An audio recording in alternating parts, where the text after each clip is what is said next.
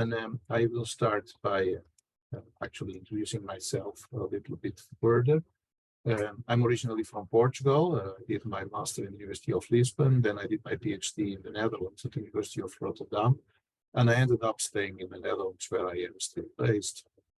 In the Netherlands, I am with Ortec, which you may already know because it's also a company that participates in the ABW. At that company, I did many things, and at the moment I'm science and education officer, meaning that my responsibilities are less operational than they were in the beginning. I started as software architect long ago, and now I'm more or less responsible for what we do in terms of scientific research and also in terms of education initiatives, including internal and external educational initiatives, like this one is one of them. Together with Ortec, I'm also a full professor of business analytics at the Amsterdam Business School of the University of Amsterdam, which is together with Ortec, let's say, where the Analytics for a Better World Institute is based. And at the Analytics for a Better World, I'm the lead architect. I like to combine theory and practice, and I do that among other in the following roles. I'm also the editor-in-chief of a magazine that unfortunately is a Dutch a magazine written in the language of Dutch, so probably not accessible to many of you, but it's a magazine where we try to tell stories about, let's say, applications of analytics in the, let's say, the different sectors, from statistics all the way to operations research. And I'm also a member of the steering committee of the Euro Practitioners Forum, which is within the Euro, that forum that is devoted to the practice of OR. So that's me. As I said, if we have some Q&A, I hope also to get to meet you a little bit better because I did not have the opportunity yet. I do many different things, but I guess that I spend most of my quality time with my family, my wife, my 3 children. And so all these beautiful faces, they are all girls, and the 2 hamsters that are showing up now are the only boys in the home together with me. So this is our happy family. All right, but what are we going to do? You, Professor Joaquim? Yes. Sorry to interrupt, but your voice is a bit unclear. Maybe your microphone. Oh, I may have the wrong choice. So in that case, my introduction was not the best. Let's microphone.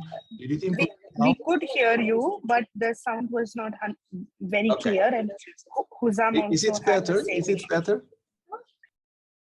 Can you hear me better now? Yes, this is better. In that case, I think that the only thing you miss is myself, so the topics will be better understood, and that's of course much more important. So what we have a very ambitious plan.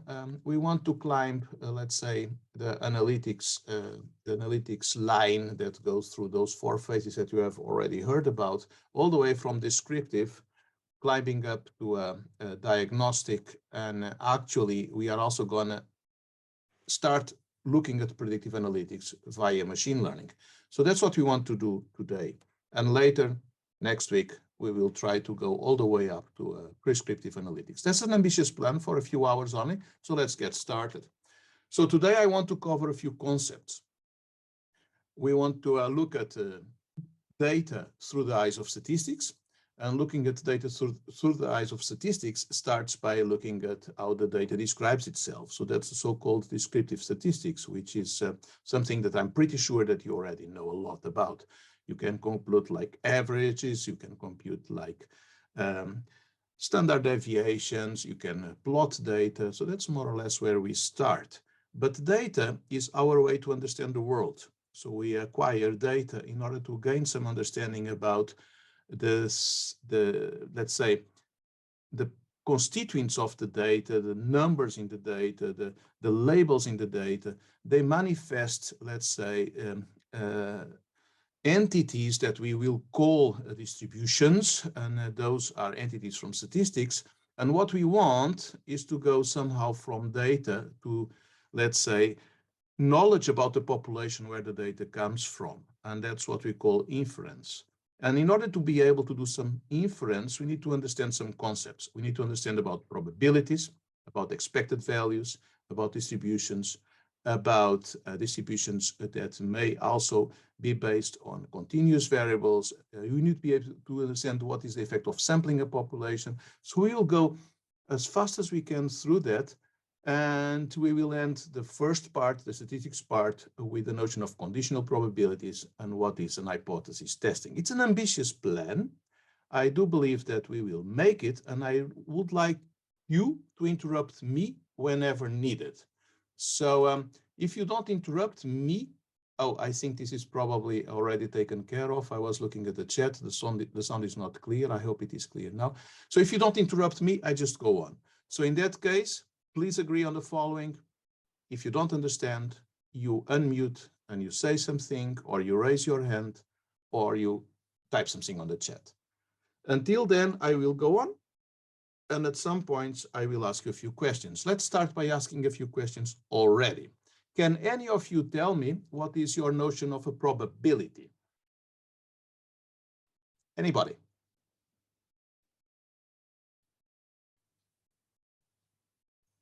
Parvati, is everybody allowed to unmute? I hope so, right? Yes. Okay. They are. So they are all expecting me to tell what is a probability. I will not do a lot of formulas today. I will limit my formulas to a minimum, the likelihood of occurrence of something.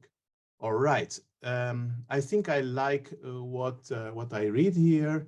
The chance of an occurrence, chances of occurring of certain event. Okay, so you already know what the probability is. That's absolutely right.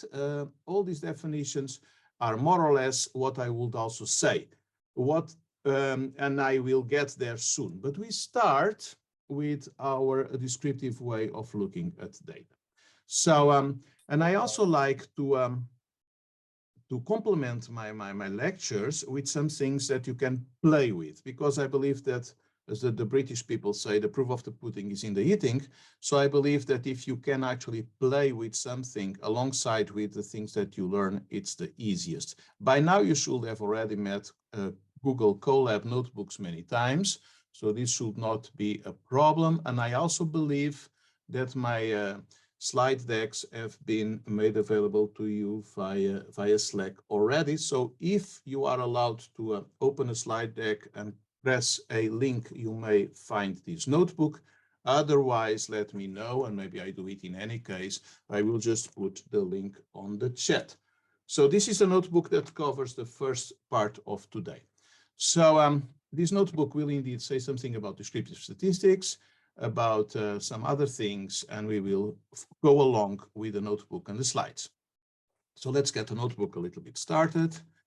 And I start by acquiring some data from internet. Actually, I came across this GitHub where this gentleman placed a data set consisting of height and weight of 1,000 individuals. I don't know this gentleman, but I like his data set. It's very clean. We can use it for getting started.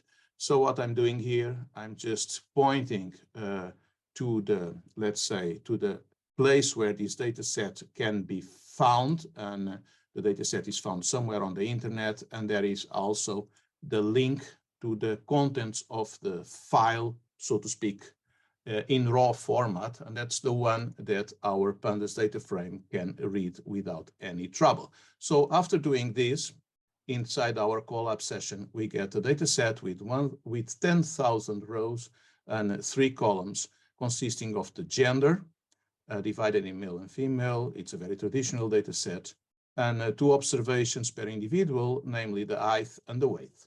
Well, many of you may be familiar and comfortable with the imperial system, and that's actually where this data set is based.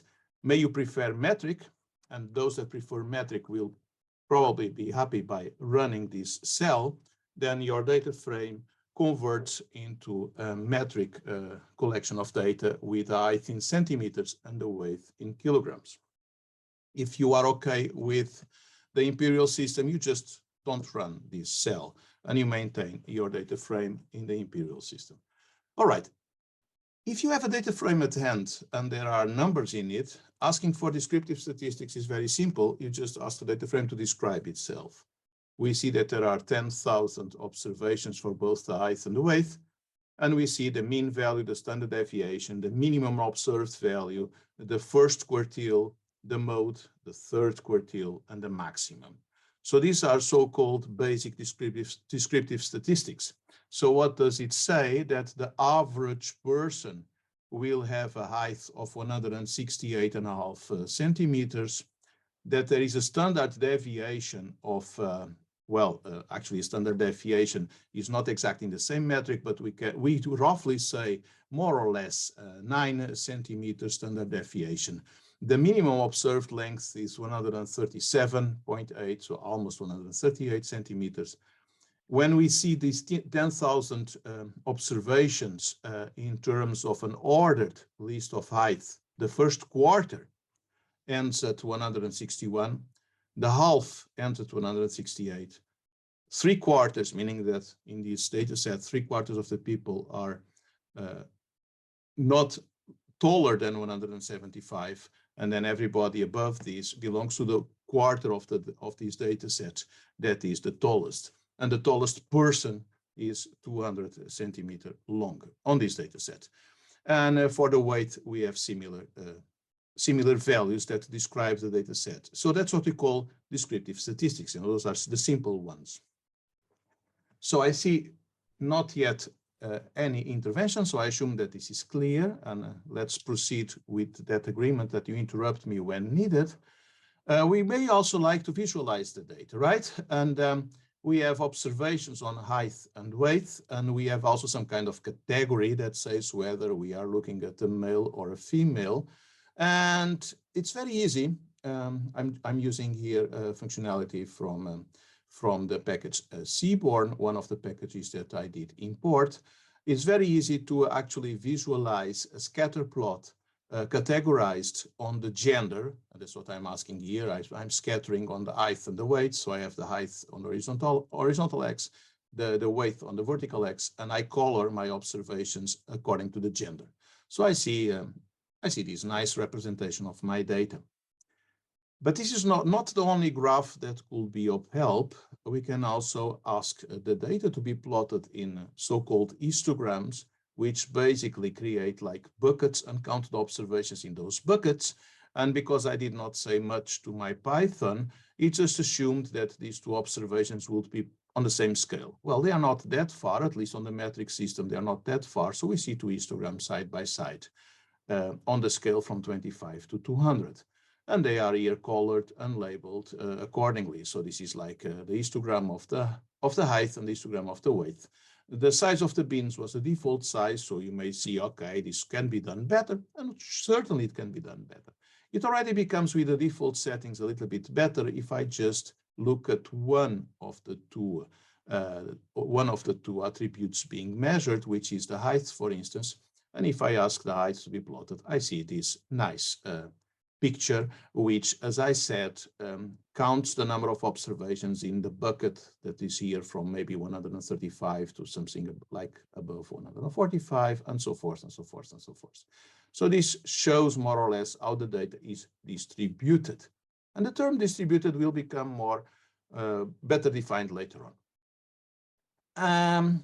So I did indeed look at the height in isolation, but I may also like to look at the gender in isolation. It's very easy to ask my data frame to filter on those that have the gender male, and I can do the same. I can ask the descriptive statistics for the males, and I get a similar information as we saw before for the whole data set. All right. So this is what I would like to say from the notebook in terms of descriptive statistics, and we will proceed towards acquiring the notion of probability. So allow me just to ask for sure whether there are any questions. I see somebody that typed uniform distribution. I do not know exactly when that was typed. Can you please clarify?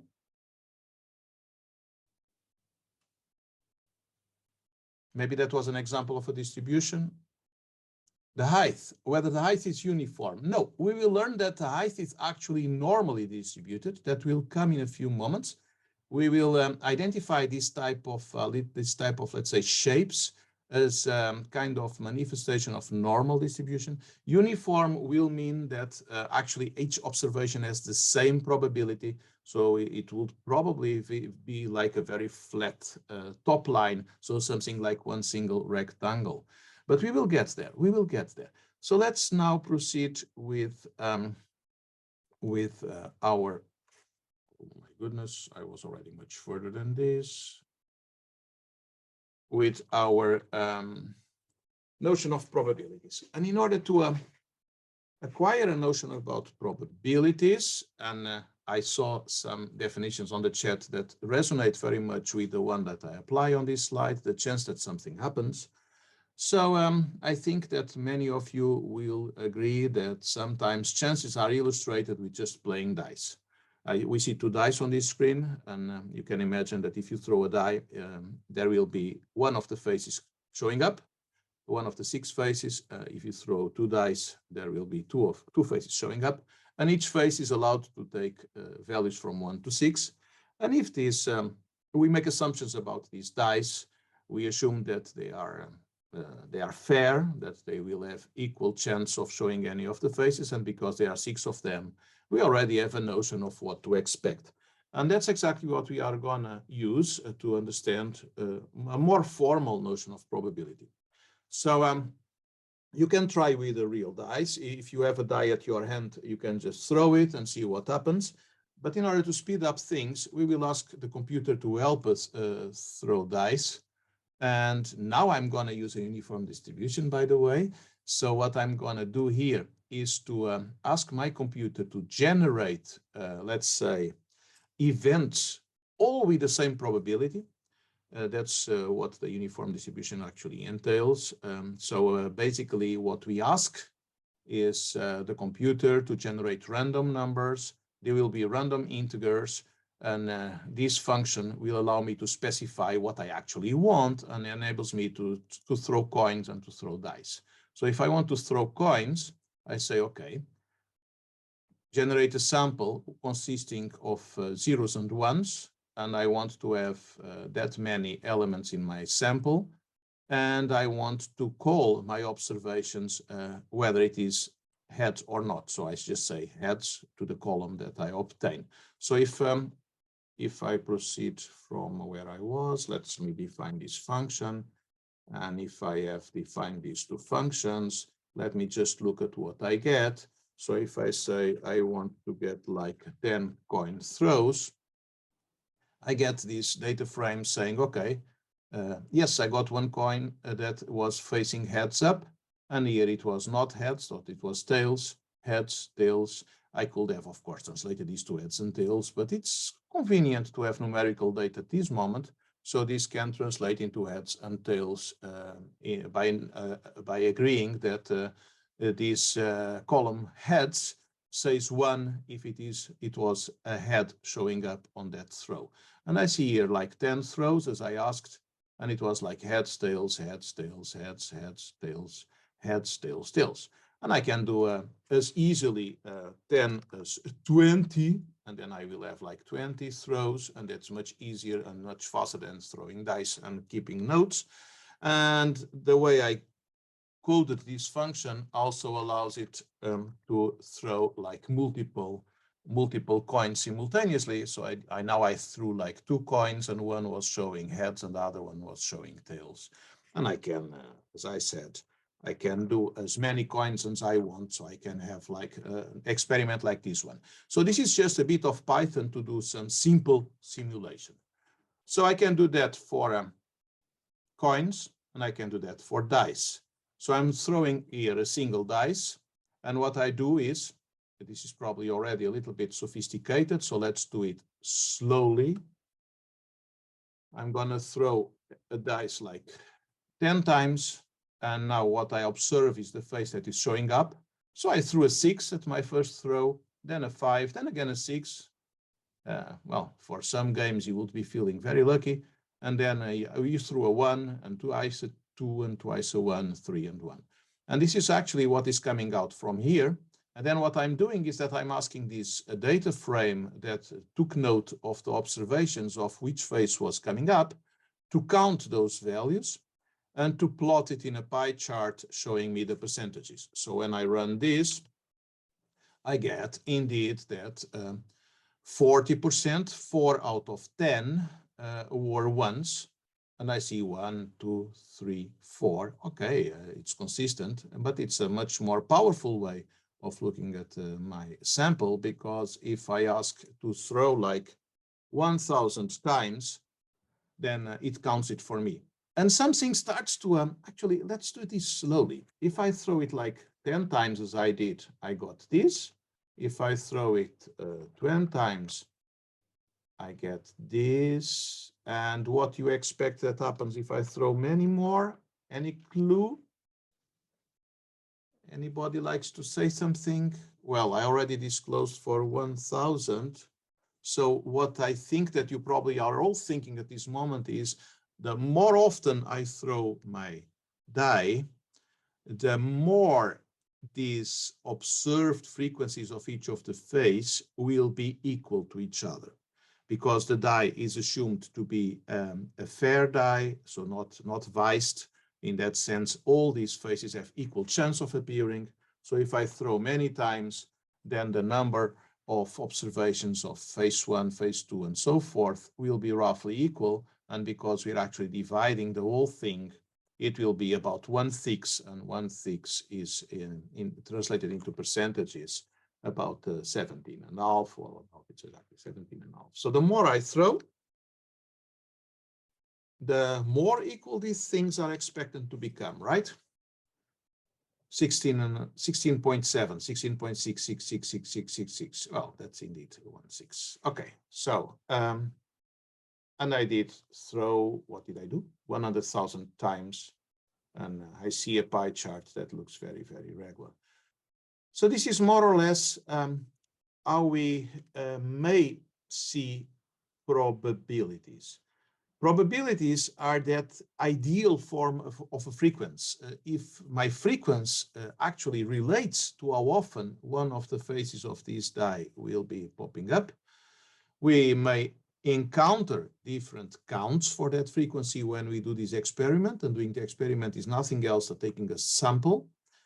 But we know that it makes sense that if we would repeat this forever, that these observed frequencies would actually become all equal and divide the 100% equally, so leading to 1/6 of 100%, which is the 16.6666%. Okay, so does this make any sense? Because the probability is 1/6. Yes, I will get there, but I'm defining probabilities. But that's exactly the conclusion. That's the way that empiricists define probabilities, by calling probability to this, let's say, to this limiting manifestation of the frequency when we repeat forever. So thank you for saying that. That's exactly how we are gonna define probability from this frequencist, let's say, definition. Okay, so let's now put 1,000 observations in my data frame D. And what am I gonna do? What I'm gonna do now is that I will, I'm not there yet. I will do something different. That is on my slide deck a little bit later. The order is probably not exactly the same as on the slide deck. I will do something different. I will now be interested not on the individual experiments, but on the average of those numbers that the dice shows up in the long run. So what I ask now, my data frame, is to acquire a new column that I call average, which will be like a moving average through the data frame. So I will have like the average of the first two, and so forth. And if I plot that, because I like graphics, it looks like this, but you may say, okay, it looks very messy. And then, of course, Python is your friend. You can ask your drawing to be much wider. It looks less messy, but then you realize that this blue graph is exaggerated to have a line. It is not a line. They are just individual observations, because this is actually whether it is like a 1 or 2 or 3 or popping up. So you want that one to be a scatter plot, and the other one can be a line. And this is a better story for this experiment. So I did throw like 1,000 times my dice. I see here whether I got a 1, a 2, a 3, a 4, or 5, or 6 on each of the throws. And then I am computing this moving average, which starts like a little bit all over the place. Apparently, I started with a 6, as you have noticed, and the average went down, and then the average went a little bit wobbly up and down until it started wobbling less and less and less and less and less and less, and becoming almost a flat line. And you may already expect that this average will have a similar behavior as the probabilities. These frequencies converge to something that we are calling probability, which is indeed 1/6 for the die. And this other thing, this average, is also converging to something. And what it is converging to, we will call the expected value of this experiment. We will expect in the long term to obtain a 3.5. which is not even an observable number, but it is, let's say, this long-term average of what we can expect out of a die. Okay, so let's go back to our slide deck. Now we move towards a more complicated setup. So I'm not going to throw one single die, but 2 dice.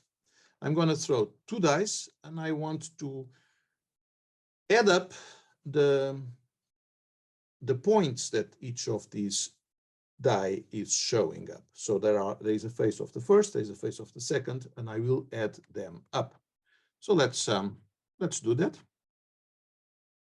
I throw like 1 million times 2 dice. I create a column that I called total, which is summing horizontally, so summing per row. And this total, I will create as well a pie chart, but now it does not go from 1 to 6. It goes all the way from 1 to 12, because I'm adding up numbers that are 1, 1, 1, 2, whatever. And I'm even more interested on how these frequencies of these sums look like. So what I'm doing here, I'm actually plotting the value counts here as frequencies. But I made sure that they are plotted in their own order, like the 2 and the 3 and the 4 side by side. So what am I looking here are the frequencies on this long term, because we also 1 million times, of this new experiment. This new experiment is not throwing 1 die, but 2 and adding the numbers. It's a new experiment. It has new frequencies. So there are also new probabilities in the long term, and they look like these. Because we assume that these dice are fair, it also makes sense, I guess, that this looks so symmetric. It is the same likelihood, as somebody said, I prefer to say the same chance, that I get 2 by getting 1 plus 1, as I would get 12 by getting 6 plus 6. But then I noticed that there are higher likelihoods of obtaining the other sums. And why is that? If we think for a while, we can also get to exactly these same probabilities without doing any experiment, because it's just a way of counting. And what do we count? We count the ways that we can throw dice in order to get these sums. So I can only get 2 by obtaining 1 and 1, and because these two die are supposed to be both fair and completely independent of each other, I need to observe 1 on one of the dice, 1 on the other, and because I need these to happen simultaneously, it will be probability 1/6 of getting the first, 1/6 of getting the second, and they need to happen together. So I need to be having an experiment of probability 1/6 and another one of probability 1/6, and then the product of those two probabilities is a simultaneous probability of this event, which is the 1 divided by 36. The 3 I can get in 2 ways. That's 1 plus 2 or 2 plus 1. The 4 I can get in 3 ways, which is 1 plus 3 or 2 plus 2 or 3 plus 1. And therefore, I end up seeing here, and this was done by the power of my mind and not by the power of the computer, what would be the probabilities. And that's exactly the difference between a probability and these frequencies. A probability is an abstract concept where we can think about, and experiment being repeated many times is nothing else than an empirical evidence that the probabilities indeed are these frequencies in the long term. So this brings the whole story together. But the difference between frequencies and probability is that this can be actually done without any data. You don't need to acquire data. You don't need to do any experiment at all. You just think.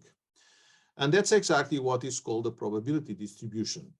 When you come up to these computations that lead to giving a probability to each of those outcomes, and this experiment or this phenomenon, or whatever you want to call it, consists of generating the number 2, the number 3, the number 4, the number 5, the number 6, with adding the dots on 2 dice.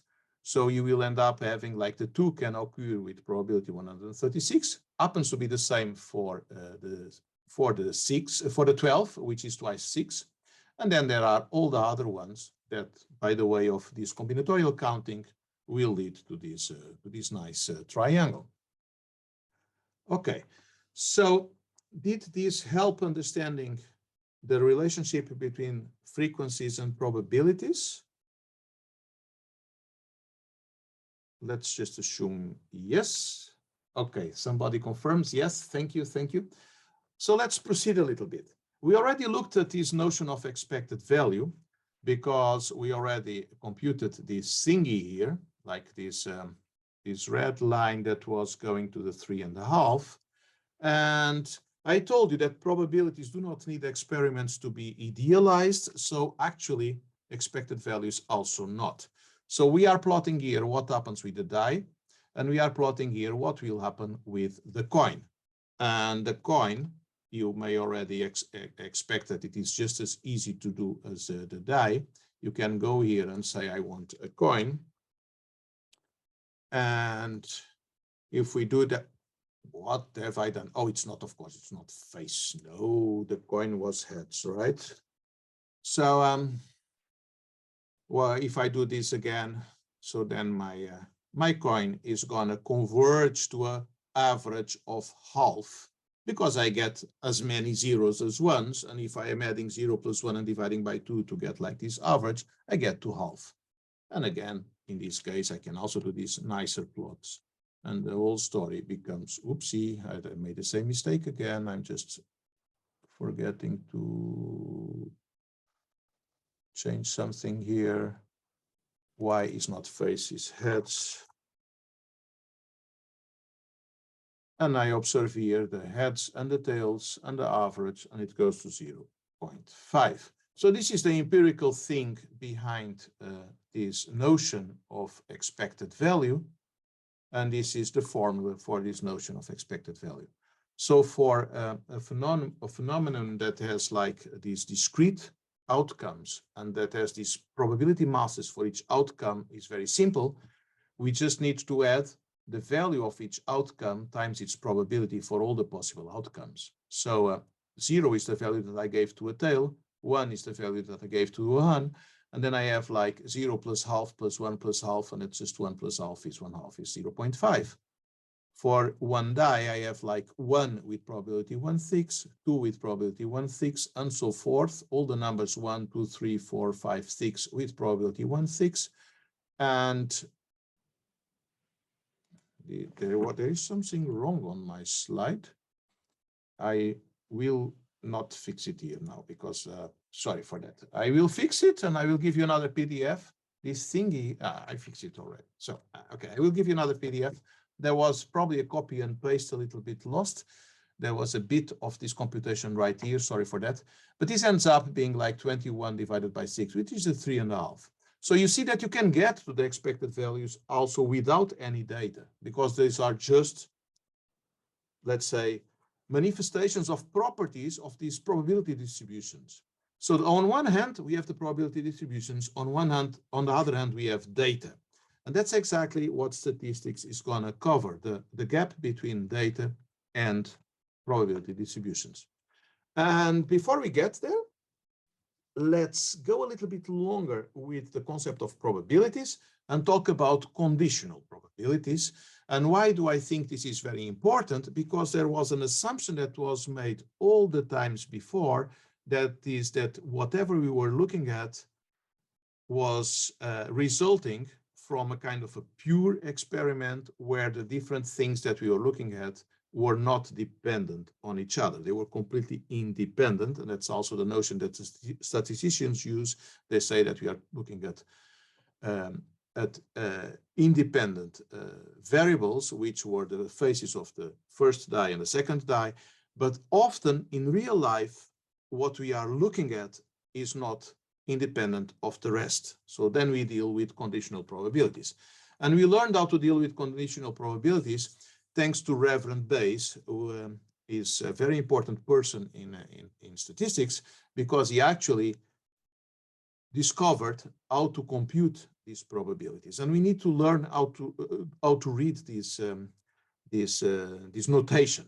So what we are saying here with P is a probability.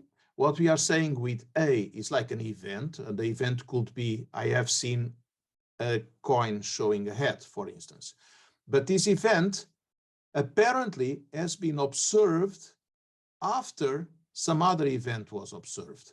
So this can be read as A after B, but often statisticians read this as A given B.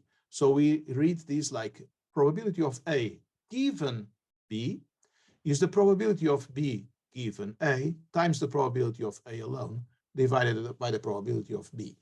If we are dealing with a discrete variable, so variables where the individual manifestations are just separate numbers, like the 1, 2, 3, 4, 5, 6 of the die, for instance, then we say that the probability that one of the variables, like the variable y, takes the value y, given that the variable x took the variable x, is the probability of x taking the variable of x, given that y took the variable of y, times the probability of y divided by probability. That sounds a little bit mysterious, but let's go towards an example. And probably an example that may resonate with things that you are more or less used to think about. So suppose we are testing for a disease. And we test for a disease by applying some sort of clinical test. And we know that these clinical tests will have some kind of guarantees. For instance, the test is known to give 99% true positive results for those that were really infected and tested positive, and 98% true negative results for those that were non-infected. So I tested somebody, it was infected. 99% of the times the test says, yes, infected. I test somebody, he was non-infected. 98% of the times the test says non-infected. Well, a very common test nowadays, everybody has done that test is COVID. I do not know whether these figures reflect any specific manufacturer of the tests, but it could be, it could be. We also know that 0.5% of the population actually carries the disease. So this is just a setup of this example. 0.5% of the population carries the disease. We have this test. And now we want to answer the following question. I tested somebody, a random person. That person tested positive. What I want to know is what is the probability that the person is indeed infected? Okay, do you understand the question? I said things here, condition to the person being infected or not, but of course I don't know that in general, otherwise I would not have the test at all. I test a random person. I don't know if the person is infected or not, but I know that it tested positive. What I want to know is what is the probability that that person is indeed carrying the disease. Okay. May you have already seen all my slide decks, then my question is completely redundant. May you have not, just tell me who dares to give an estimation. I see one estimation, 1/2, okay. Who finds 1/2 too high? Who expects that the likelihood of the, I say likelihood, but I prefer to say chance. Who expects that the chance that that person is indeed infected is lower than 1/2? Raise your hand if you feel like it should be lower. Maybe I should see some count of hands being raised. I see a few. Okay.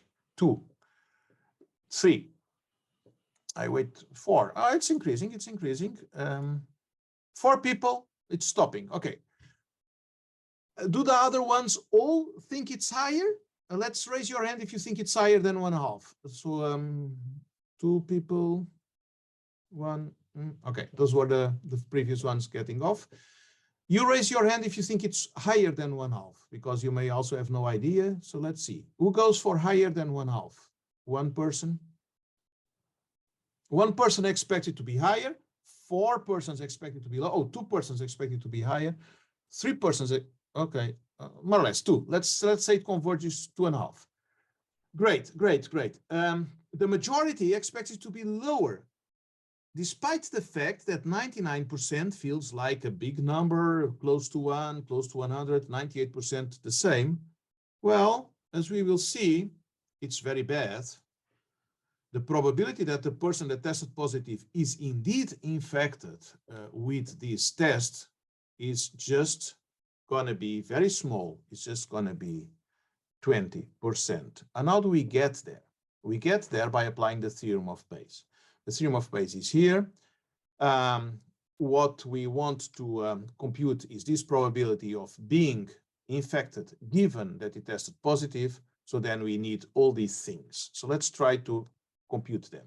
The probability of a person being indeed infected that has been given, that's like 0.5%. We know that the population has 0.5% of people infected.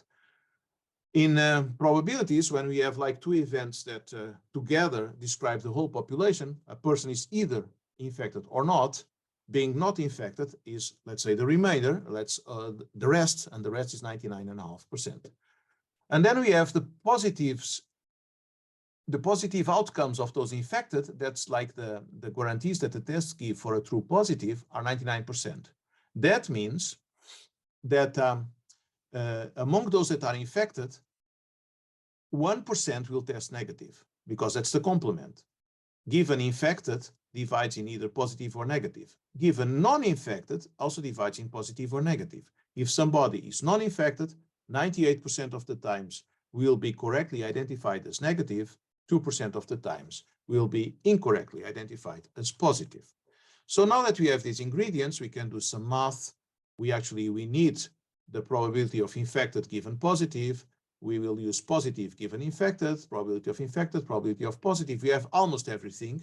We have 99% of positive being infected. That's the guarantee of the test for the true positives.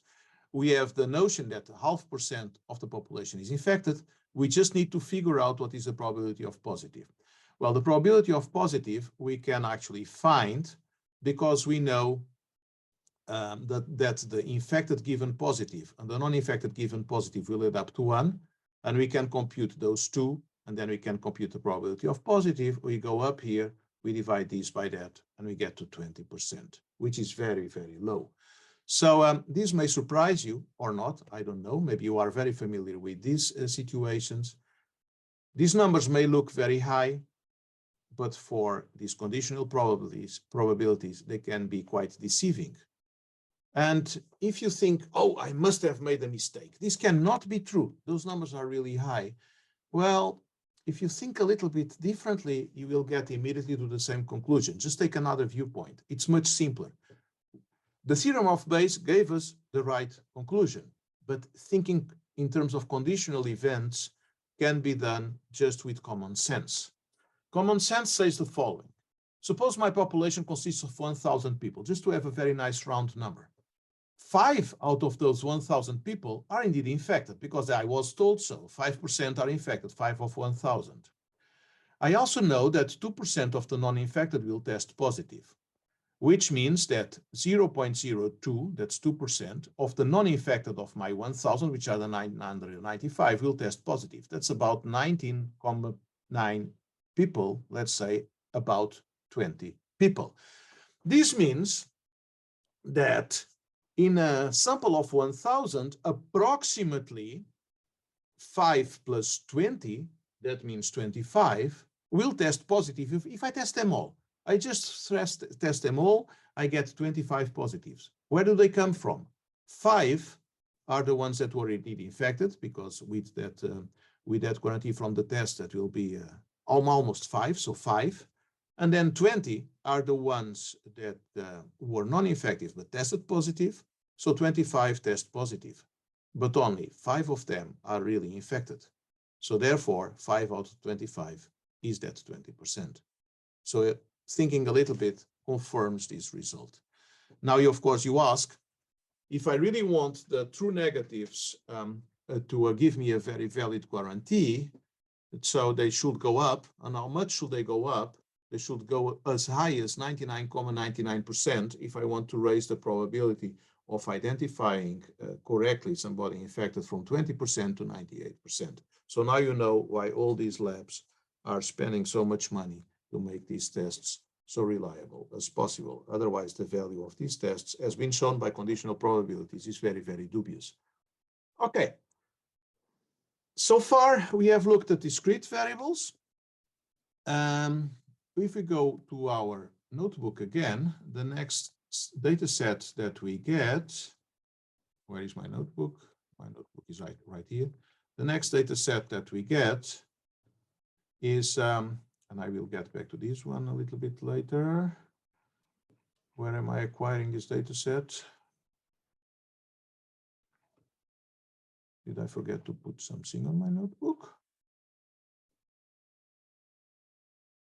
No, I have it here. There it is. So I have these heights of males and heights of females, and now I'm showing much nicer histograms, and they are even showed with a nice line that I will define in a few minutes.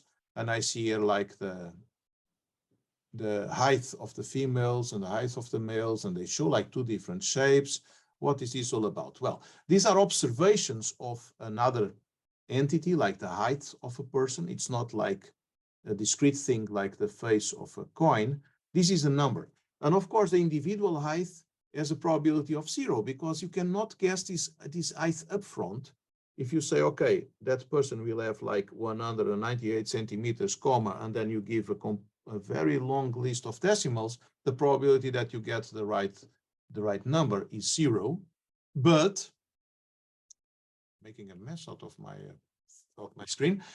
But regardless that the individual probability of such a measurement is 0, some values are more likely than others. And that thing from the notebook already showed that the histogram has this kind of bell shape. And what this histogram shows with this kind of bell shape is the way that the chances of these numbers relate to each other. So there is a little bit more chance of this number to occur than that number, regardless the fact that each individual number has an individual chance of 0. So we are talking now in the continuous case, we are talking about, let's say, the chance of similar values, where similar should be defined in a proper way. But those values that are very close to each other are more likely to occur here, where we have this higher peak on this curve than, for instance, here. So we are dealing with not probability of numbers, but some kind of probabilities of similar values, and we call that in statistics probability densities. That's the name that these functions receive on the continuous case. And probability densities can even go higher than 1, and of course that's the highest value for probability math, because they are actually giving this collective value, this collective weight to those things. All right. We have covered a lot, and we have just a few minutes to do the rest of my statistics. It's very ambitious to give you so much statistics in 1 hour. But what I think that we should understand is that statistics is our way to go from knowledge from data to knowledge about the population. So we have a population that we don't know, like those persons that carry a disease. We take a sample, like those persons that we tested. And from our observations on the sample, we want to conclude something about the population. When we have a sample, we have data, we do some descriptive analytics, we do some descriptive statistics on that data, and from there, we want to have some kind of transposition of what we see empirically from the data to what can be the true story of the, let's say, the statistical properties of the population. So we go from histograms to probability densities, or from histograms to probability masses if my phenomenon is discrete. So this is the whole circle, how we go from data that we acquire to understand the population back to knowledge about the population. That's the process of doing inference. So if you have already heard the term inference, is all this. From a sample of a population, acquire knowledge that allows me to draw some conclusions about the true distribution in terms of statistics. So that's inference. So statistical inference is exactly what I said. And if we are talking about a discrete phenomenon, we may have like probability masses, but if it is a continuous phenomenon, you have probability densities. And when we go from a sample to any of those, we typically do graphs like histograms in order to get an idea of the shape. Knowing these shapes by heart will allow you to identify the distribution, because there are many probability distributions that you can learn on books, and you will have like the normal distribution looks like that bell. It's also called a bell-shaped curve or a Gaussian curve because it was studied by a mathematician called Gauss. There are many others with many different shapes. And if you are trained as a statistician, you will recognize them by the shape, more or less. You can also recognize them by the properties, but we will get there slightly for the normal one because of the following thing. The normal distribution is a distribution that pops up many times. We have seen the shape of this mass appearing, of this density appearing from the histogram of the height and the weight. And it is not kind of an accident that it appears, because it has very nice properties, and the properties are called the central limit theorem, but we can say that it is like one single distribution to unite them all. Those that know Lord of the Rings know why that one is there. One distribution to unite them all. And how does that actually happen? Let me go a little bit further, and let me go to this simple experiment. What we are seeing here is a film of an actual device. So this device is constructed in order to show with a true experiment with physical marbles that the normal distribution indeed appears as the distribution of the sum of independent events. So the independent event that we see here is whether a marble goes left or right. And after a lot of these decisions, left and right, left and right, left and right, these bins are summing those that took the same path on this. And we see that it will add up to something that will resemble this bell curve. Now, this is a very nice thing to watch. You can also simulate it with your notebook, because what we are doing here is the same for the dice. So we are actually computing longer and longer averages, averages of 10, 20, 30, and so forth. And the longest this sum, the more this will resemble a normal distribution, because that's actually what the central limit theorem says. The central limit theorem says that if you are adding up, occurrences of any independent, identically distributed phenomenon, it will end up becoming normal. So this is the reason why normal appears so often. And we also make the assumption that many things are normal because it also has very desired properties. And I believe I will overflow, but just a little bit, because I think hypothesis testing we should at least mention. Knowing the distribution of some kind of event will allow you to say something about how likely it is that an observation occurred if you made the right assumptions. And this is important when you are doing hypothesis testing. And in order to understand what hypothesis testing is, let me tell you one story. The story of Mary and Peter. So Mary became a happy mother. She gave birth of a child. And Peter actually came home and is in doubt whether he should be happy, because he has been away for 10 months. And he comes home and he's a father. So should Peter be worried? That's a very good question. And I think Peter starts being worried already. But statisticians also have a saying about this question. So statisticians reason in the following way. The average duration of a pregnancy is 266 days. And the occurrence of this event is actually a bit further to the right. So Mary gave birth after 300 days. So how does this actually relate to statistics? well, the normal distribution happens to be the good distribution to explain the length of a pregnancy.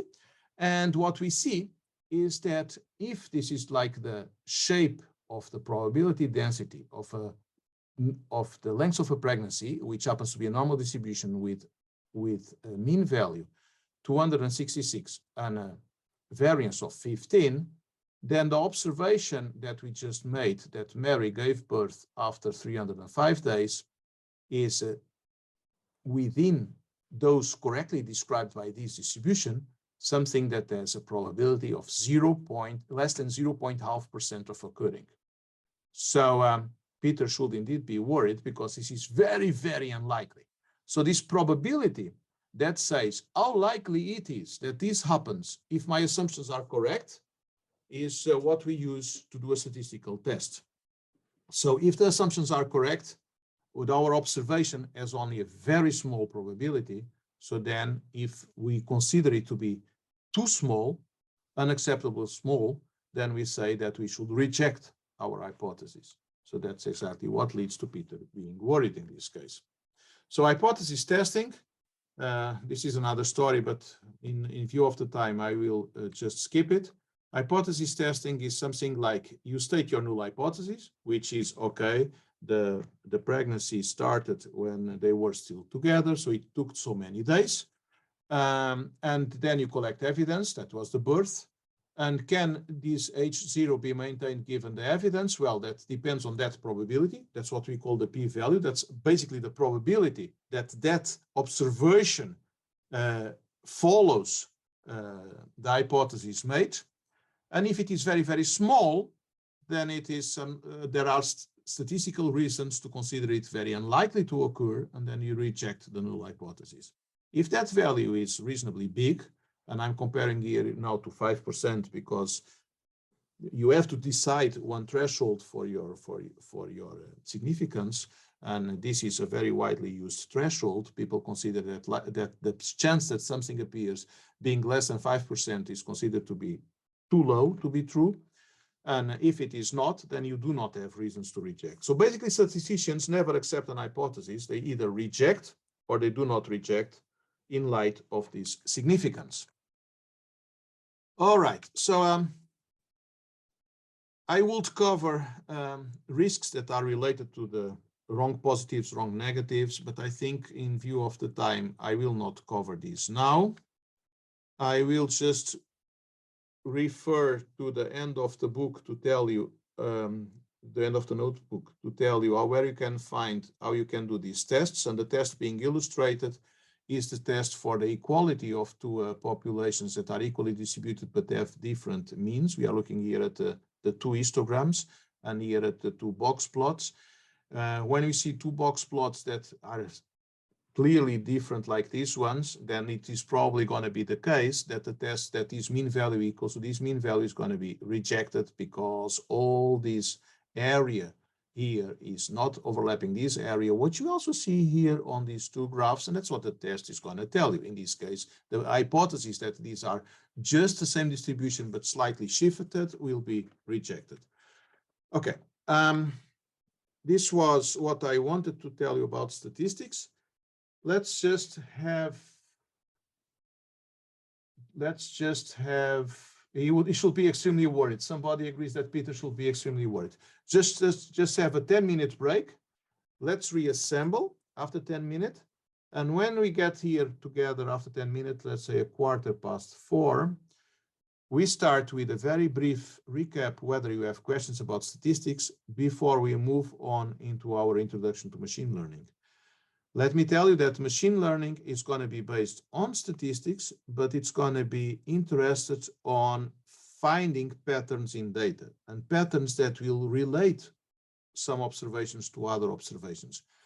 We want to detect that some things are correlated, that they manifestate simultaneously in some way. So it relates to many things that we have seen, to these conditional probabilities, to many things, but it will not be done in a heavy statistical way.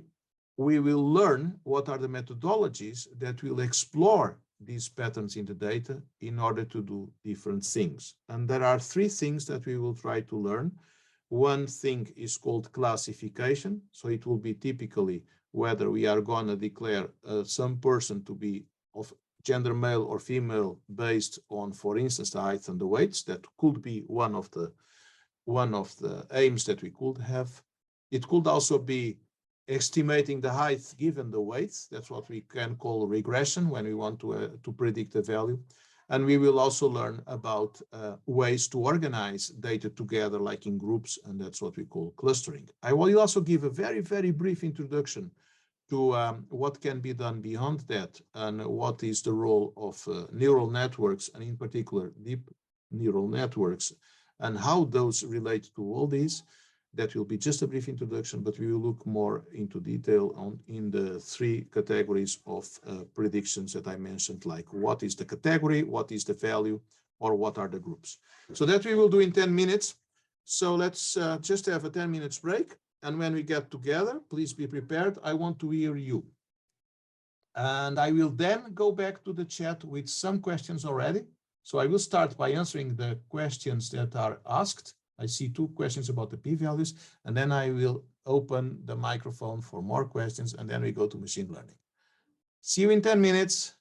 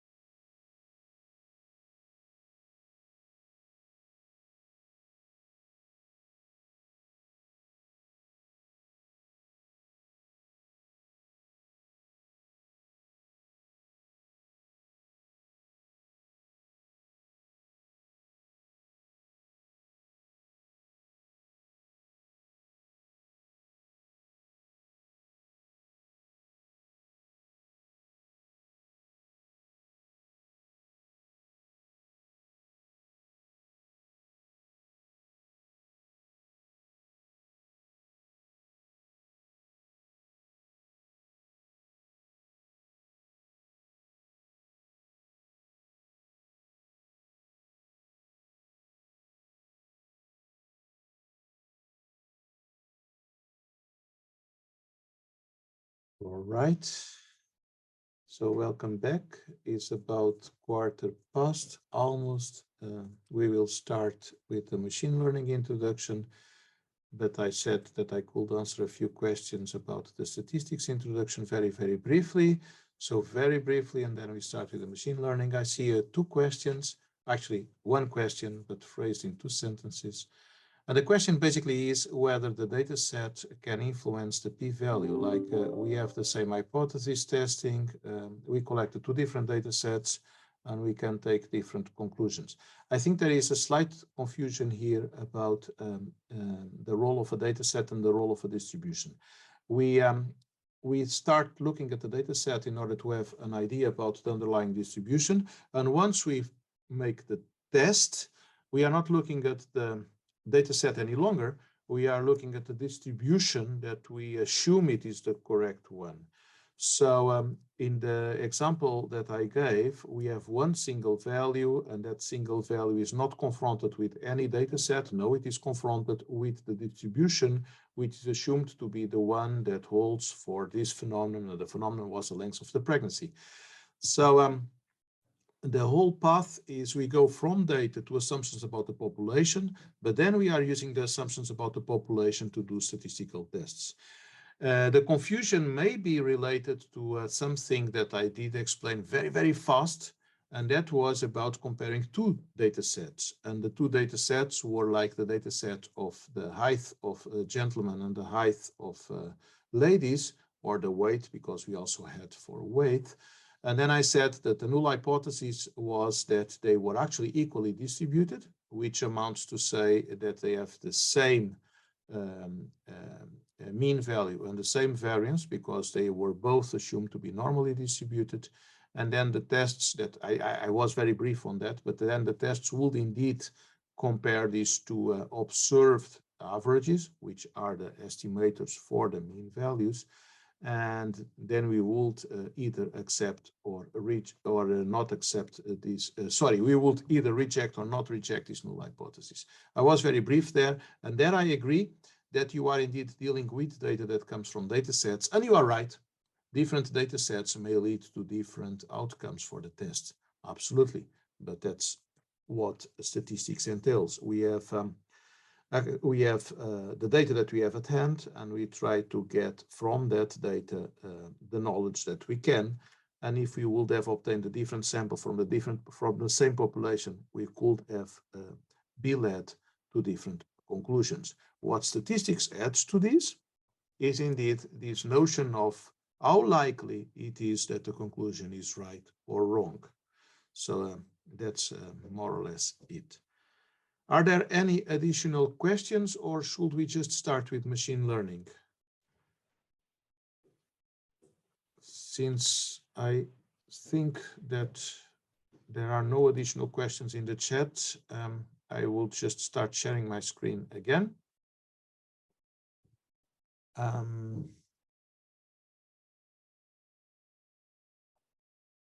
Wrong application.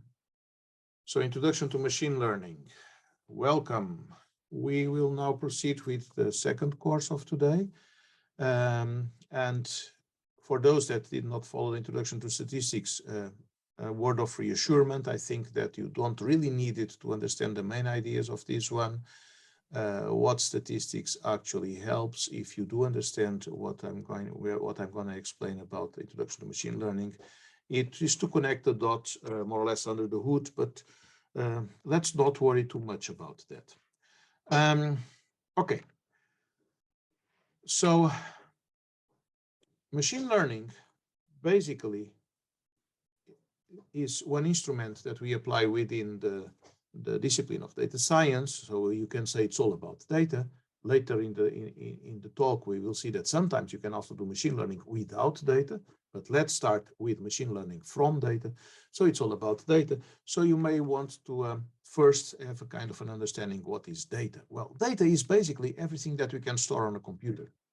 And it's not bound to a specific format. So data can live in many different formats. And just to have an idea of how huge our collection of data at this moment is, Let's just look at these simple statistics collected last year about what happens on an internet minute. So every 60 seconds, collectively, we generate huge amounts of data. And this data is generated by many things we do. And we see here, for instance, that there are about 200 million emails sent in 1 minute, that there are about 200,000 people simultaneously tweeting. This is not even counting how many tweets happen in a minute, but how many people are simultaneously tweeting. We can see that collectively we watch 500 hours of, we don't watch, we upload 500 hours of new YouTube content collectively in 1 minute. So this is a huge transformation of the data that exists in many different formats, from video to text, music, many different formats. And transactions, like the transactions that are done by Forbuilt by 1.6 million that is spent online in a minute, transactions are registered on databases of many different operators. So all this data is continuously in motion. And whenever we are doing machine learning, we are doing with the data that we have at hand. And now does data usually look like? Well, most of the data scientists like to have very clean and tidy data. And the most clean and tidy data format that you can think of is a table like this hypothetical table here that comes from a book. And this table shows a few columns, a few rows, and these columns also are labeled on top, like you have a column labeled age, a column labeled job, a column labeled marital, housing, and so forth.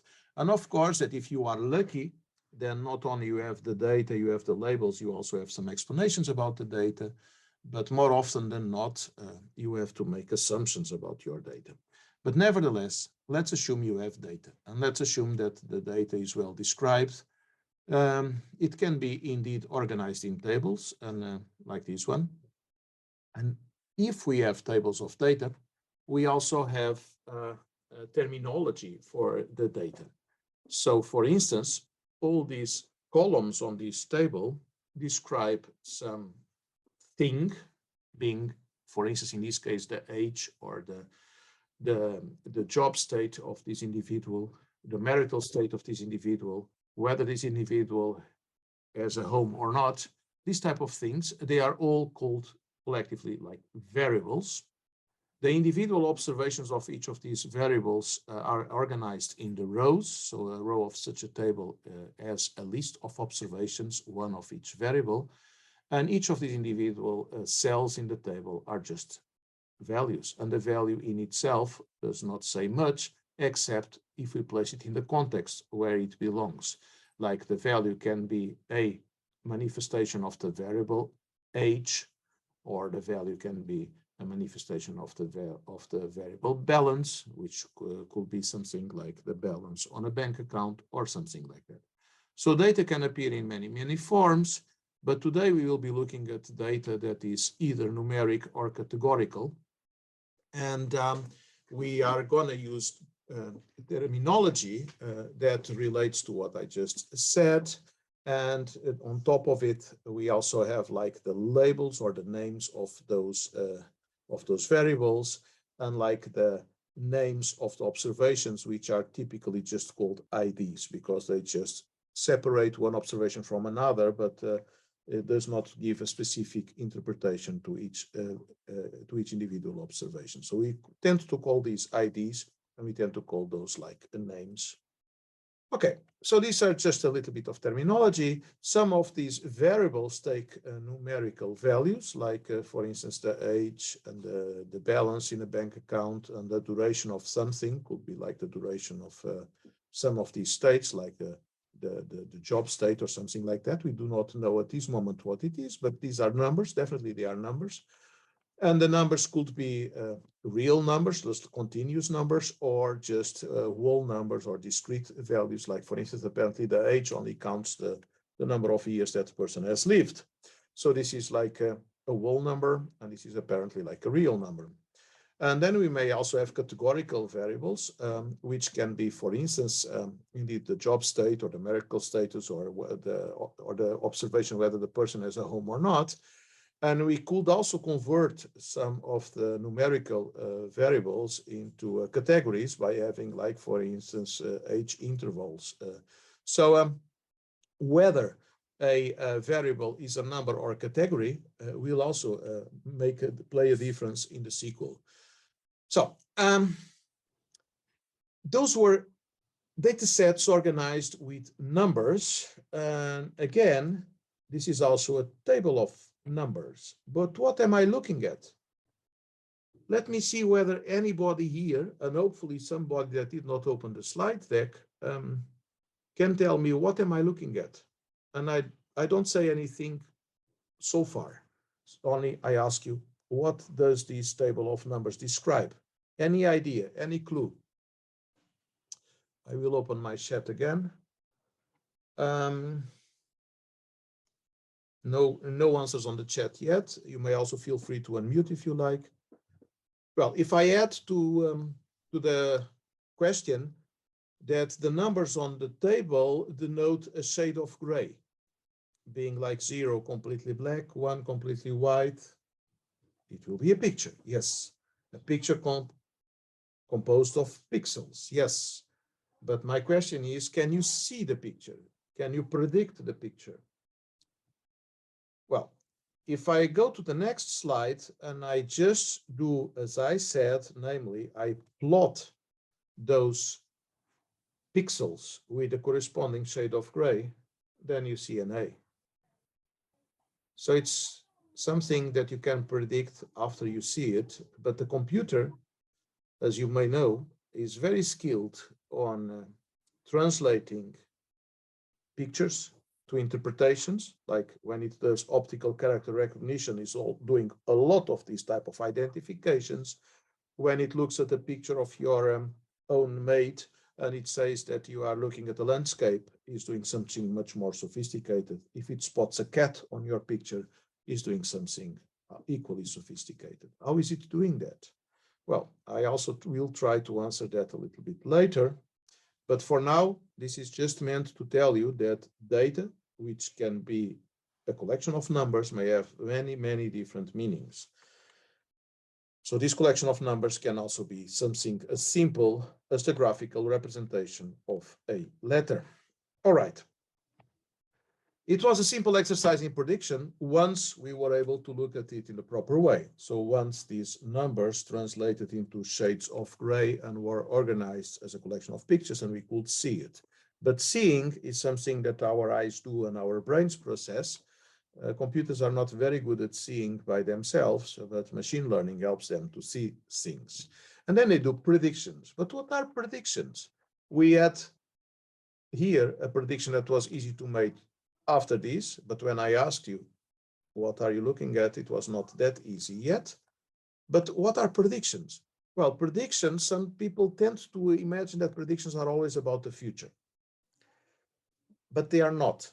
So here I already told you, this is a prediction. We were predicting what was there, and this was already there. It's a prediction about the past. There are many predictions that concern us as individuals, which are not necessarily about the future. They can be like people that give us an health insurance. They give us an health insurance based on predictions about the future, like whether we will be long alive, and how healthy we will be, these type of things. There are predictions about the future, but all of us, we were also the subject of predictions about the past. We were all born, and our fathers and mothers were very much intrigued by at what date would we be born. And in order to predict the date that we were expected to be born, which was indeed about the future, they tend to start by predicting the date in the past, which is the date of insemination, gestation, and eventually the birth. All right, so there are many predictions that are like mundane. We are always doing predictions, and we will be also doing predictions from data, of course.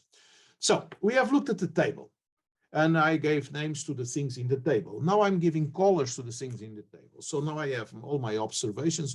They are all rows of this table. They are all more or less telling the same story, but I'm looking at the columns of the table with two different interpretations. I have like the green columns and I have the orange columns, although I only have one single orange column here, but they could be multiple.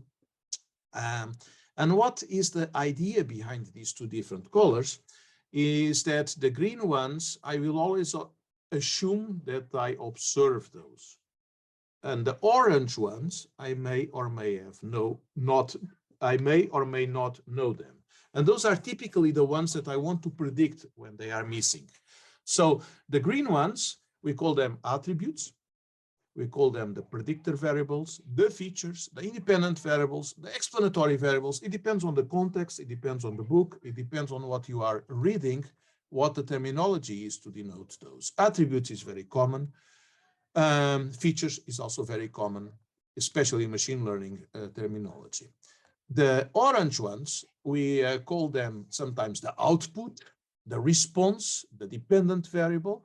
Sometimes we also call it the prediction, and often we call them labels when they are present in a data set that we use to learn something about how to predict them in the future.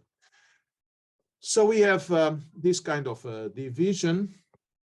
There are the predictors and the responses. And what we want is to establish instruments to do some predictions about those responses when they are absent. Well, we already saw that data is indeed quite huge nowadays. In 1 minute time, many things change in our collective collection of data. And we talk about big data. We talk about big data with many different notions behind the big data aspect. One may think big data is always about many rows, many observations. No, not only. It's also about many columns. And the columns themselves may also be very dynamic, right? We may have things like we have some data for our observations that we own, and we can also expand this data with observations that we may acquire, being free or not.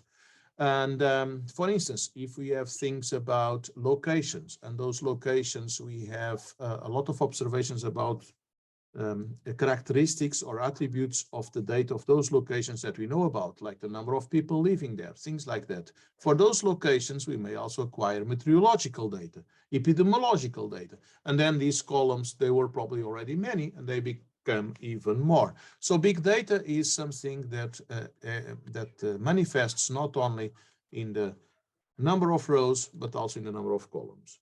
So that's something I would like to say about big data, but now it does not matter whether the data is big or small. What will follow relates to data, and I don't care anymore whether it is big or small.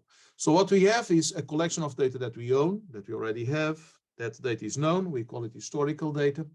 And then we develop some kind of model which will lead to an algorithm that is actually raised by the data. And the process of instantiating this algorithm from the data is called learning. What we are going to do is to tell this algorithm how to exactly behave given the data, and that algorithm can be used to classify, let's say, observations in terms of, for instance, one value I that could be like a category of some kind. So this may sound very abstract, but I hope that in a few minutes it will become more concrete when I give some examples. So basically, what will be the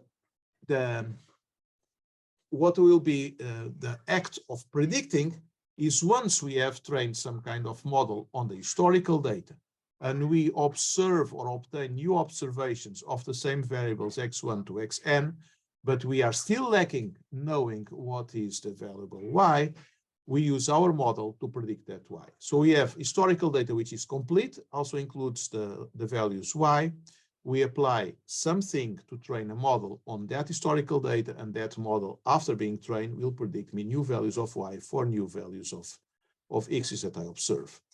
So collectively, all the methodologies or all the instruments that can be described by this slide are examples of machine learning instruments that do supervised learning. That will be defined a little bit later, but supervised learning means that your model learned from labeled data.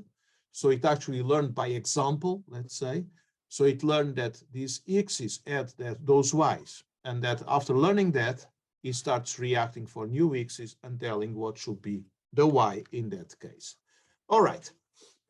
The model in itself can be something which is easy to understand, like a simple relationship, like some kind of linear transformation of the x's or something like that. Well, this model actually exists. We will call this model later on linear regression.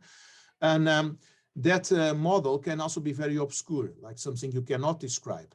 And whether it is a model with a very clear, let's say, blueprint of what the model looks like, something that you can look at, that you can interpret, that you can understand, or it is something that it's very obscure and very hard to interpret. Sometimes we call it a black box.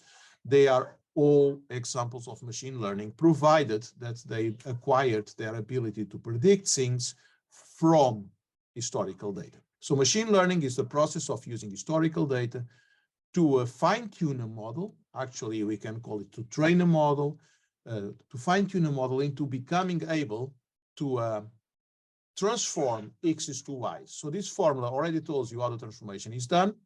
Here there is no single clue how it is done, but there go x's inside the box and y's pop out of the box. If this is like a very obscure thing, then we may feel like we are dealing with some very obscure science. The problem is the science is not obscure, but the model may be hard to interpret. Okay, so machine learning explores the study and construction of algorithms that can learn from and make predictions on data. This could be like a good definition of what machine learning is all about. There are many algorithms to choose from. So if you install a Python package, you may have many choices of what to do with the data set. And I will try to give you some clues on how to make those choices. And those choices will always be based on the intent. So to start with, do you want to predict a number? That will be a form of regression. Do you want to predict a category? That will be a form of classification. Do you want to group things together? That will be a form of clustering. But given that you already know your intent, you still have to base your decision in terms of other things. Of course, that we all want our model to be very accurate. But sometimes we also want our model to be easy to interpret, because we really want to follow along with the model, and we really want to be able to react if the model does some nonsense, or whoever we are doing the predictions for is obliged by law or by protocol to interpret the prediction themselves, and then it should be interpretable. So this balance depends on the situation. A little bit later today, I will try to explain a bit more what I mean by accuracy and by interpretability. But before I give you examples of what are predictions, what are predictors, let me tell you what enables predictions. What enables predictions is actually statistics, in fact. And what enables predictions is that the data may show some patterns, and patterns are a form of a statistical entity that is known as correlation. Correlation is also a form of dependency. We saw something about independent variables, about dependent variables. We saw the theorem of Bayes, conditional probabilities. Correlation is a form of dependency, but it's a dependency that manifests not only because the probabilities are hard to compute, but because the phenomena that we are looking at, they seem to behave in the same way. That's more or less what correlation entails. Machine learning will always detect correlation, and sometimes we confuse correlation with causality. We aim to detect causality. We want to know why did something happen. But be careful, detecting correlation is not the same as answering the question, why did something happen? In order to understand that, we will look at a few examples. For instance, these two graphs, they, if you look at them, if you don't read the text around it, you may be led to conclude that the phenomenon being described with the black line and the red line, that they probably, one of them causes the other. You could think like that, because I see years, it goes from 1999 to 2009. I see some numbers, and if I look more carefully, there will be a number expressed in money and a number expressed in just numbers. And those two numbers, they seem to grow exactly in the same way. So you could think, okay, one is causing the other. But if you read the story, then you may be hesitating. One of the numbers expresses the spendings on science, space, and technology in the United States, while the other number expresses the number of suicides by hanging, strangulation, or suffocation, maybe also in the United States. It is probably not so obvious that these numbers cause each other, and probably they do not. And it is actually true if you train a machine learning instrument to go through the internet in search of data sets that show very strong correlation like these ones, you will obtain many, many examples that look as ridiculous as this one, because correlation is indeed not the same as causality. To make it even more simple, the following is also true. You may find a very strong correlation between the consumption of ice creams and the number of sunburns that you observe on the same day. Then you could be led to concluding things like, okay, if I eat an ice cream, I may end up with a sunburn. Of course, that you understand the whole story because you know exactly what happens. I tend to go out for an ice cream on a sunny day. And it is not ice cream, but it is the sun. And the sun leads to both to happen. So the sun invites me to eat an ice cream. So the causality is from a nice sunny weather to eating an ice cream. The causality is also from a nice sunny weather to contract a sunburn. And those two are they just correlated because they have a common cause. So these examples are just to tell you, never forget that machine learning will always detect correlation, but you are the one that should be always thinking about what is the real causality. And if you want to listen to even more examples of these, I suggest this TEDx talk that you may listen to by clicking on this link. It's an excellent one by Professor Ionicus Mates on the danger of mixing up causality and correlation, including a nice medical example, by the way. Okay, so this is also now a nice cartoon about whether correlation and causality is the same or not. Let's skip it. But let's proceed now. How do humans classify? Because typically we call machine learning to instruments that are based on some form of artificial intelligence, and some of these artificial intelligence instruments are actually imitating human behavior. And one can be, how do humans classify? For instance, how do we learn as children? How do we learn that a banana is a banana and an apple is an apple? We may end up being led to apply things like this type of analysis. I look at a fruit. Is my fruit yellow? Is it long and skinny? Is it easy to peel? Then it is a banana. I may end up doing this type of reasoning. And in fact, what we tend to do, and this is going to be a little bit less interactive than I had anticipated in view of the time, what we tend to do as humans is to create some kind of dichotomies like this one. Is it yellow? So yes, I ask the question, is it long and skinny? Or I ask myself, I observe it, or I ask somebody else if I'm playing a game. If no, I may ask as a second question, is it orange? If it is yes, well, does it compare with a grapefruit? Is it smaller? Then I say it is an orange, otherwise it is a grapefruit. And this is probably what humans would do. You can see that there is a kind of a convolution here. I mean, I'm comparing with other fruits. Computers will not be able to do this type of reasoning, right? It's not going to say, is it long and shiny and skinny? Is it easy to peel? A computer will not reason like this, but a computer is very likely to be doing reasoning based on this type of dichotomies. So let's try to understand that a little bit later, but let's say right now that the rest of this talk will cover regression, classification, and clustering. And this example about identifying fruits is an example of classification. So that's the first one we will clarify, what is classification. Then we also clarify what is clustering and what is regression. And you may notice that the choice of colors of these names, regression, classification, and cluster, may already reveal that there is a difference of nature in these aims that we have here, in these objectives that we have here.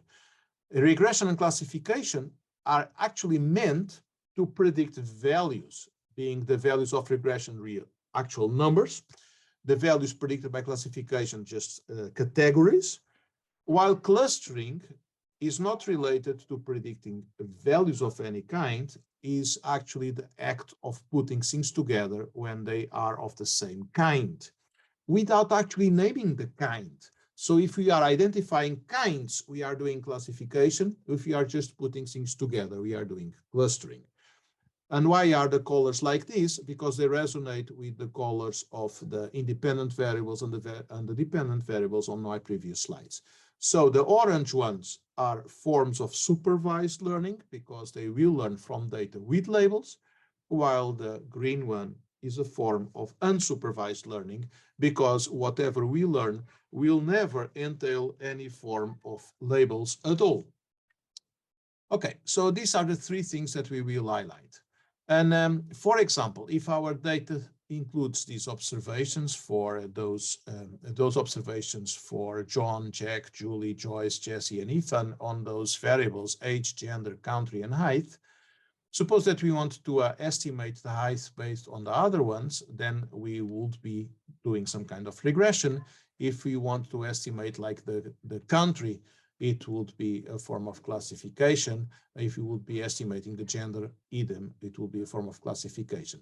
So for instance, for estimating the height, we will be predicting predicting numbers, in this case, even continuous variables. Classification will be predicting discrete variables, in this case, just two categories, because this is a very traditional data frame with just two genders. So this is the two examples. Classification can be something like, is it true or false? Is it a male or female? Just binary, can be, that's binary classification. The same thing is this like a good move or a bad move? I have many variables that describe what I'm going to do, and I need to classify the consequence of those choices into a good or a bad set, like if I'm simulating a game or something like that. Many different decisions are forms of classification because I decide among categories.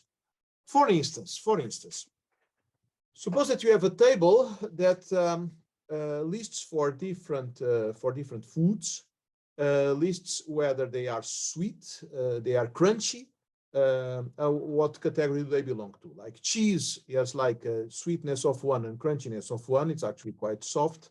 We label it as being a protein source.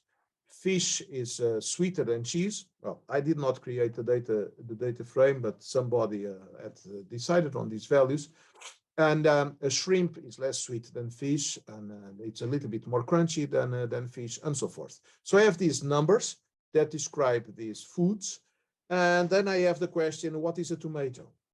Well, if we plot these numbers like these in terms of sweetness and crunchiness, we will see that there are things that group like the proteins, the veggies, and the fruits, and the tomato is in between, which probably will explain why some people believe that the tomato is a fruit and another believe that the tomato is a vegetable. But data science will, of course, give you an answer. So that's an example. Another example is for regression, what is the height of a person if I know some other characteristics of the person, like the nationality and the weight and the age, whatever. I can estimate the height. How much will this project cost, given that I know like the number of days, the number of people, and whatever, and so forth and so forth. Those are all forms of regression. I have a few known axes, and here I'm only showing one single dimension, but I could have like many different axes, and I want to estimate either one or more y's. So this is a form of regression. And when I'm doing clustering, I'm just interested in organizing these data into groups. And the groups do not need to reflect any kind of category. It's just like these belong together and those two belong together. On the grounds of what? Well, the clustering algorithm will know. So for those to belong together and those to belong on another group, we need to have a kind of a measurement that says how similar these ones are, and how dissimilar these ones are among themselves. So if you have such a measurement, then clustering will make these groups. And it's a form of unsupervised learning because whatever these groups entail, what they mean, it's not necessarily a kind of a label of any kind. And it's also not part of the data that I use to train this method on. So this is still a little bit abstract. It will become more and more concrete. But I like to tell my students that the difference between classification and clustering can be perceived as follows.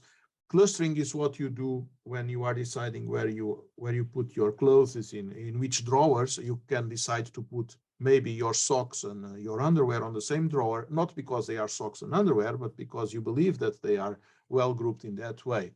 While a different question is, if I grab a piece of clothes, what is it? Is it something to wear as underwear or to wear on top? That's another decision. That is indeed classification. So these type of things. Okay, let's move on. And this is of course how you notice that clustering is a form of unsupervised learning. There is no response variable whatsoever. So there are also no labels on the training data that you can learn from. And this also defines what is supervised learning and what is unsupervised learning. Supervised learning is when the training data includes the labels that you try to mimic. And unsupervised learning is when the training data does not label the outcomes that you want to predict, like the clusters that you want to organize your data. How do machines classify? We have looked at how humans classify, like to learn how to name a fruit, but how do machines classify? If we go on with a collection of observations about fruits, and they are here separated into the bananas on one hand, the apples, the oranges, and the grapefruit. So I have all these data sets, and each observation has, of course, the corresponding category, whether it is a banana or not, but it also has like two numbers. One number is the length of the fruit, and the other one is the width of the fruit. Let's assume that I have measured a lot of fruits, and I organized my data like this. If I plot that data set, it will look like this. And I'm plotting it, also coloring the categories. So I see here that my bananas organize and they group more or less right here. The other fruits, they mingle a little bit more over there. And then there are two curious observations here and there. When we see these things, we may be first triggered by those that are actually a little bit out of the pack, like these two. Maybe, I don't know if you agree with me, but I always get very curious about those things. Those things people tend to call outliers. They seem to be too special. And those outliers, they may have a story in themselves. And if you can ever tell the story, sometimes it's just better to ignore them because they may just be erroneous values. But in this case, the outliers may be easy to explain. So if you look at that specific observation over there, and if we identify it on the data set, it looks very likely that whoever inputted those numbers swapped the length and the width. So this is very reasonable to be just a typing mistake in terms of having swapped those two variables. And this one may also be a typing mistake by just having pressed the comma on the wrong moment. So this is probably in a different unit. So maybe the one is in centimeters, the other one is in millimeters or something like that. And it's just a factor 10 too small. So for some outliers, you may identify what you can do to fix them. If not, you can also opt by ignoring them. And this second lecture also includes a companion notebook. So let's look at it. The companion notebook actually starts by acquiring this data set. This data set, I just stored it on mine GitHub for the sake of convenience. And I can tell you one thing: I had lost the data set. Actually, I had lost the data set. So basically, what I did is that I ran a few Python lines to do some optical character recognition to these pictures. This is, and are unfortunately just pictures on my slide deck, not even copies of tables. So I processed the data set into numbers, and there it is. Okay, so we acquired the data. We have seen seaborn and pandas before, and we can very easily replicate what the slide deck is showing, like doing this scatter plot with the categories, and also our outliers are also there. Now that we already know what to do with those outliers, we can fix them, like let's get hold of this minimum length and this maximum width. And then I'm going to fix them. Basically, I fix them by just doing the multiplication by 10 on the proper place and swapping the other two. And now my data set, after fixing those outliers, and be always very careful whether you are going to change data. I decided to change this data because I convinced myself that I understood why those two observations were wrong, but you should be very careful before you go and change data. Okay, so let's see how a computer is likely to do a classification of this fruit based on the data at hand. So what you do, you want to also create a classification tree. You can get hold of a classification tree, for instance, from the package sklearn, and you decide to call upon a decision tree classifier. I gave it a criterion. I will explain on my slide deck what this means. And I said my tree should not be too complicated, just having a depth of max 2. It should fit on my data set, and then it should learn something, and I can actually use my tree to predict the occurrences of the data set itself, and I will also list those that are misclassified. So whatever my tree predicted that my data fruit would be, it predicted oranges when the oranges were not oranges. So those are the mistakes that it made. Let's go back to the slide deck.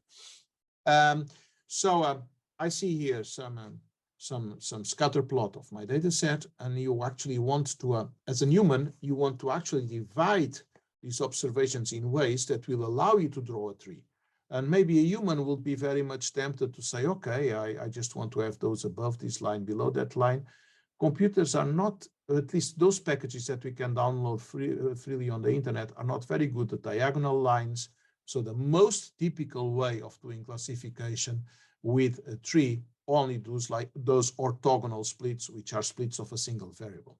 So if we only do orthogonal splits, my tree will probably be consisting of this type of decisions. So there will be a split right here that will have part of the tree consisting of these observations, part of the tree consisting of those, and then there will be some additional splits and so forth. So this is an example of what could be a tree, in this case with depth bigger than 2.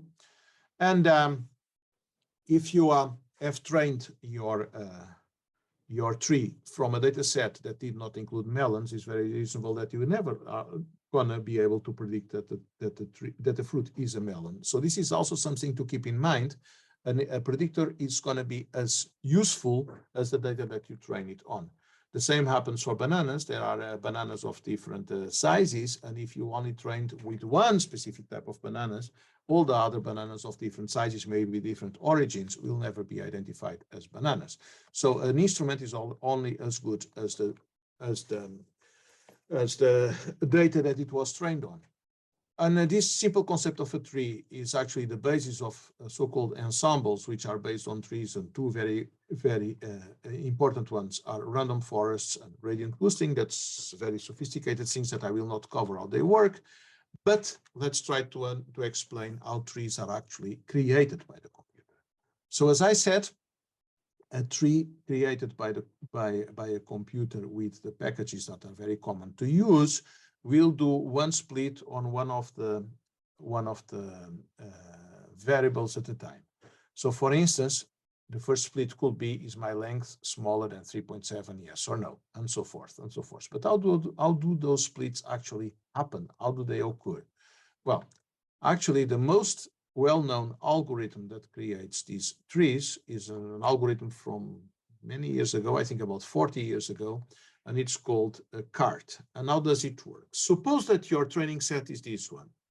If your training set is this one, and it's not about the fruits anymore, these are just the red dots and the blue triangles, they have no specific story, but you want to identify red dots from blue triangles, this is your training set, then it's very clear that the best split you can do is this vertical line here, or any vertical line between this red dot and that blue triangle. In fact, any line that has like a pure separation of reds on one hand and blues on the other hand. So we have a training set that starts with a mix of blues and reds. And after this split, there is a subset that is pure red and a subset that is pure blue. This is the best you can do. Obtain like pure leaves of your tree. And then there is a way to measure how pure these things are. And this way to measure, it's typically one of two formulas, either the entropy or the Gini impurity, and I will give a reference that explains them. And these two formulas are applied in order to decide where to put the split in such a way as to have the best outcome possible. Okay, so in this case, even if I did not specify how these numbers are computed, you would probably all agree that this split is the best thing you can do, or anything a little bit to the left, a little bit to the right, provided that the outcome is all reds or all blues. So this is okay. But if your training set is more like this one, then it's not that easy to decide how to do your first split, second split, third split, and so forth. So that's the moment that we should actually be careful about how you define the value of each of these splits. So for instance, this first split here has something to the left, which is pure red, like I see here, and something to the right, which is a mix of reds and blues. What this pie chart shows is the frequency of blues and reds in this thing to the right of this one. And the same here for the second line, and the same here for the third line. So the third line has to the right only blues, and to the left, like this percentage of reds and blues. I see the pie charts, but I need a number. So actually, these numbers can be computed using the so-called entropy function. And the entropy is defined like this, and this formula comes from information theory. And it means that when the entropy is the highest, and for binary classification, the highest entropy is 1. When the entropy is the highest, the information that you have is the lowest. So you want to lower the entropy. And as I said, the explanation of what the entropy actually means in terms of information is a whole theory in itself. It's called information theory. But what we need to know is how it is computed in order to understand which choice to make. So, for instance, this entropy here will be computed from these frequencies. I have here 4 reds and 0 blues, and 16 reds and 20 blues, and so forth. And this whole thing here is a set that consists of 4 out of my original 40, and this includes like 36 out of my original 40. And the entropy of this set is 0 because it's all pure. And you can also see that it comes from here. Of course, that you have to extend the definition of the logarithm to be 0 at 0, which is not, because the logarithm goes to minus infinity. But when you are multiplying by something that goes to 0, you extend it to be 0 on this product here, because this function is not actually not defined at 0, but for the entropy, you extend it to be 0 at 0 and 0 at 1. So you have like this formula that gives 0 for this one with this weight, and then like 0.99 for this one with that weight. So actually, this, if I compute it for all these 3 cases, I will choose this one because it has the lowest entropy or the largest information gain. And what I'm doing here is to explain how the 0.89 was actually computed, applying the entropy formula to those things over there. And what this algorithm card is going to do, I go 1 slide back, is going to, in fact, is going to define such a vertical line on each observation. And for all possible vertical lines, it takes the lowest entropy. And then it also does that for horizontal lines. It takes the lowest of all those, either vertical or horizontal, and that will be your first split. And then given, so conditional too, like in conditional probabilities, given the choice made, so if it has chosen this one, which was the lowest probability, there will be 1 split here, but it does not, it stops because it's all pure already. And there will be 1 split here, and that's going to split horizontally and so forth, only on this part of the set. And it ends up creating the tree. In fact, that tree is created applying this step-by-step algorithm. It is not necessarily the best possible tree, but to explain you what the best possible tree would be, I should need another lecture. I may end up adding that to the lecture of Thursday. I still need to think about it. On Thursday, I will talk about optimization. It can be that I come back to the concept of trees and I tell you how to get the best possible tree, but it is not the one that you obtain when you ask it from scikit-learn. All right. There are two very popular criteria, the entropy, but also the Gini impurity. This link here will give you a very easy to read explanation of those two measures. And when you are actually doing this with sklearn tool, you will be able to specify the criterion being either entropy or Gini. And in both cases, you will get a tree. And each of the trees that you obtain will have a behavior. And the behavior can be good or bad. In this case, apparently, they misclassify the same set of points of the training data set. All right. I told you that on the example, when I had the reds and the blues, that the entropy would never get a value higher than 1. That is true for the binary entropy function. On the example of the fruits, I have like 4 categories, and then the values can be higher than 1. If you go back to the notebook, you may even observe when you do indeed the entropy, like the Gini, because I did not define that one. When you do the entropy, you may see that there are some entropy values bigger than 1.995. The one that I'm zooming in here, and they are bigger than 1 because there are more categories. So in general, if you have like n classes or n categories, the highest value that you can get is the binary logarithm of n. And observe that the binary logarithm of 2 for the binary case is 1, and that makes it consistent. So this is just a note for in case you would get confused. All right, so this was about classification. Now about clustering. As I said, clustering can be done even without a name for those clusters. So you don't have any kind of training data that is labeled, but you will look for similarities. So if I have here like lengths and widths, like for instance, like in the case of the fruit data set, I see my fruit data set now without any labels. So I only see those dots. I can try to cluster them. And I have that on my slide deck. And of course, I also have that on, we can skip this stuff here. I also have them here on the notebook. And here I said, okay, why don't you cluster your data set just in 2 clusters? And I get all these ones to be clustered together and all those ones to be clustered together. And if I ask for 3 clusters,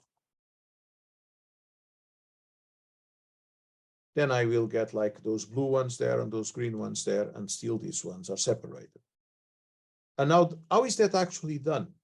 Well, it is done in the case that I just exemplified on the notebook using the so-called k-means algorithm, which means that to start with, that the k you need to specify, you make like in your request, you say, I want to get like 2 clusters, 3 clusters, or k clusters in general. So the number of clusters you specify.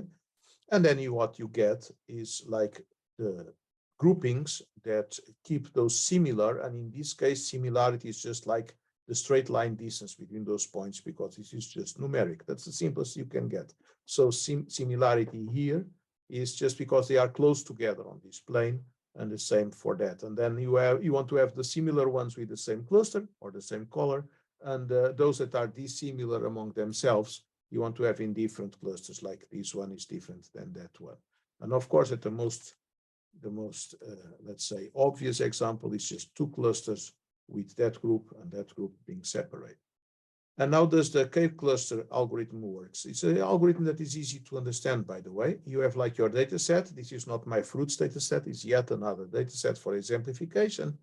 And if you say, I want like 3 clusters for this data set, the algorithm will start by putting like 3 random points on the same domain, on the same plane in this case, like 1 over there, 1 over there, and 1 over there.